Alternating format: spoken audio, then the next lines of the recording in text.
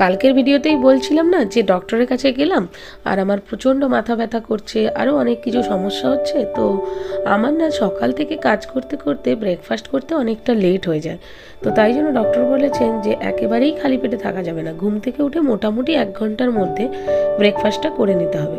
ওই জন্য আমি এখন ঠিক করেছি সবার প্রথমে নিজে ব্রেকফাস্ট করব, তারপরে বাকি যা কাজ করার তাই করব।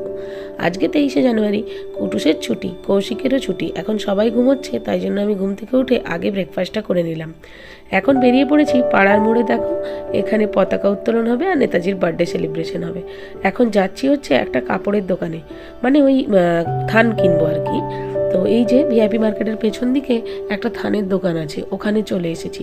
কুটুসের জন্য একটা সাদা থান কিনবো, কারণ হচ্ছে ওদের স্কুলে এই 15ই আগস্ট বলো বা রিপাবলিক ডেতে অনেক মানে এই সাদা বা অরেঞ্জ বা গ্রিন এরকম ধরনের জামা কাপড় পরে যেতে বলে, মানে ওই স্বাধীনতা দিবস বা প্রজাতন্ত্র দিবসে যেরকম কাপড় পরা উচিত আর কি। তো সেই জন্য আমি একটা কাপড় কিনতে এসেছি, যেটা দিয়ে একটা সাদা চুড়িদার বানিয়ে রাখবো, তারপরে বিভিন্নভাবে ওটাকে স্টাইল করে বিভিন্ন দিনে পরে পাঠিয়ে দেবো। এমনিতেও চুড়িদার বানালে সেটা 1-1.5 বছরের বেশি আর পরানো যায় না। এখানে দেখো কত রকমের সাদা কাপড় আছে। এবার আমরা একটু দেখছি কোনটা নেব। আমি এমনিতে চিকনেরই নিতে চাইছিলাম, আর এই কাপড়গুলো দেখো চিকনের অন্য কালারের, কিন্তু কি সুন্দর। আর কাপড়ের দোকানে এলে মনে হয় সবকটাই তুলে নিয়ে গিয়ে জামা বানিয়ে ফেলি। ভীষণ সুন্দর সুন্দর কালেকশন আছে এখানে। এগুলো সবই চিকনের, আবার উপরে প্রিন্ট আছে, মানে বেশ ভালো লাগছিল বলে আমরা একটু দেখাতে বললাম। আর এখন এই দোকানটায় সেল চলছে, ওই 35%, কোনোটাতে আবার 50%ও অফ আছে। ফ্ল্যাট 100 যেগুলো লিখেছে সেগুলোও কিন্তু বেশ সুন্দর সুন্দর। এইটা দেখো ফ্লোরাল প্রিন্টের ওপরে আবার চিকন, কি সুন্দর দেখতে। আর এই দেখো সাদা কাপড়গুলো কি ভালো।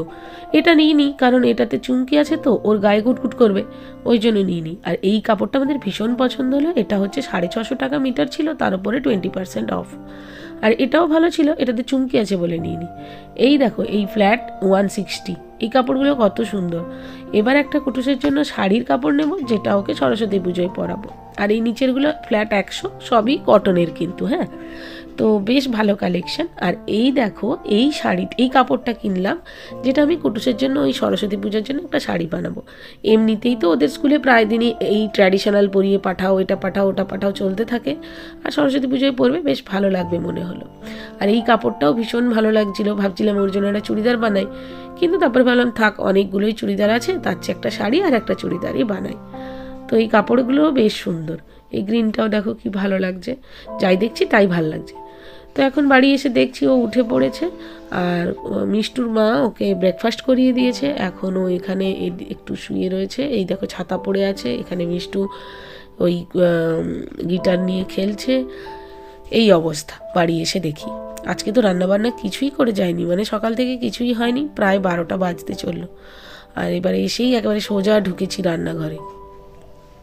আলু আর উচ্ছে সেদ্ধ দিলাম, কারণ আমার শ্বশুরমশাই আবার আলু খান না, তো ওনার শুধু উচ্ছে দিয়ে তো ভালো লাগবে না, ওই জন্য আলুটাও একটু দিয়েছি। আর এই যে পুঁইয়ের মিচুলি না বিচুলি কি বলে, ওটা কৌশিক এনেছিল, ওটা ছিল ফ্রিজের মধ্যে, ওটা নিয়ে এলাম। চিংড়ি মাছ বার করে রাখলাম, ওই চিংড়ি মাছ আলু বেগুন দিয়ে ওই পুঁইয়ের বীজগুলো দিয়ে একটা তরকারি হয়, ওটাই বানাবো। এখন সব কিছু কাটাকুটি করছি। এদিকে কুটুসের জন্য তো মাছ করতেই হবে, আর কৌশিক বলছে আজকে কিছু ঝোল করতে হবে না, সবই শুকনো শুকনো খেতে চাইছে। তো তাই জন্য এই চচ্চড়িটা বানাবো, আলু উচ্ছেটা ভর্তা বানাবো। আর এদিকে ও বলেছে একটা মাশরুমের রেসিপি আর ও নাকি জানে, ওটা বানাবে। তো আমার এই ভাতটা হলে আর এই চচ্চড়িটা বানালেই হয়ে যাবে। আর একটু ভাবছি শ্বশুরমশাইয়ের জন্য পায়েস বানিয়ে রাখবো। ওই রাত্রেবেলা রুটির সাথে না উনি কিছু খেতে চান না, তো ওই পায়েস বা এই সব মিষ্টি এসব কিছু দিলে আর কোনো ঝামেলা হয় না। তো ওই জন্য একটুখানি পায়েস বানাবো। এদিকে কুটুস আমি কেউই পায়েস খাই না, শুধু কৌশিক একটু খাবে আর ওর বাবা খাবে।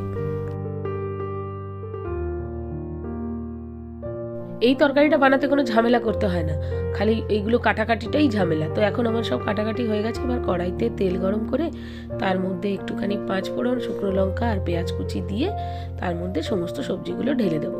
আর চিংড়ি মাছটা আমি আগের থেকে ভেজে রেখে দিয়েছি। তো একটুখানি সব কিছু ভাজা ভাজা হলে তার মধ্যে চিংড়ি মাছটা দিয়ে দেবো। মশলার মধ্যে এই তরকারিটায় শুধু নুন, হলুদ আর একটুখানি সর্ষে বাটা, ব্যাস এইটুকু হলেই ভীষণ সুন্দর একটা রেসিপি তৈরি হয়ে যায়। গরম ভাতে তো দারুণ লাগে। আর আজকে যেহেতু এত দেরি হয়ে গেছে, জাস্ট রান্না করব আর সাথে সাথেই খেতে বসে পড়বো। সবজিগুলো সব ভাজা হয়ে গেছে, এর মধ্যে দিয়ে দিলাম সর্ষে বাটাটা। আমি যেহেতু মিক্সিতে সর্ষে বাটি, ওই জন্য আমি সবসময় ছেঁকেই দিই, যাতে করে আর তরকারিটা তেতো হওয়ার একদমই ভয় থাকে না। এদিকে পায়েসের চালটা একটুখানি কড়াইতে নাড়িয়ে নেব, ওদিকে দুধটা বসিয়ে দিয়েছি এলাচ আর তেজপাতা দিয়ে। এখানে পায়েস হতেও অনেক সময় লাগে, সেই এইটুকু চালের বানাও বা অনেকগুলো চালের। তো এইটা হতে হতে আমার ওদিকে রান্না বান্না খাওয়া দাওয়া সবই হয়ে যাবে, ওই জন্য দুপুর বসিয়ে দিয়েছি। চালটা দিয়ে দিলাম, এবার দুধের মধ্যে দুধটা ফুটে গেছে, এবার এটা হতে থাক। আমি এখানে আলু উচ্ছে ভর্তাটা বানাবো, তার জন্য একটু তেলের মধ্যে শুকনো লঙ্কাটা প্রথমে ভেজে নিলাম, আর তারপরে একটু পেঁয়াজ কুচি ভেজে নিলাম। এই ভর্তাটার মধ্যে একটুখানি বড়ি দিলেও ভালো হয়, কিন্তু আমার কাছে বড়িটা শেষ হয়ে গেছে আর বাড়ির থেকে আনাও হয়নি। এবার মেয়ের জন্য মাছটা ভেজে নিচ্ছি ওই তেলের মধ্যে। ভর্তাটা বানানোর জন্য আমি এখানে শুকনো লঙ্কাটাকে নুনের মধ্যে প্রথমে ভালো করে মেখে নিয়েছি, আর তারপরে পেঁয়াজ ভাজাটার সাথে ভালো করে মিশিয়ে নিয়েছি। এইবার আলু আর উচ্ছেটা দিয়ে ভালো করে চটকে মেখে নিয়েছি। উচ্ছের যে অংশগুলো একদমই শক্ত ছিল, মাখতে পারিনি, সেগুলোকে সাইডে বাদ দিয়ে দিয়েছি।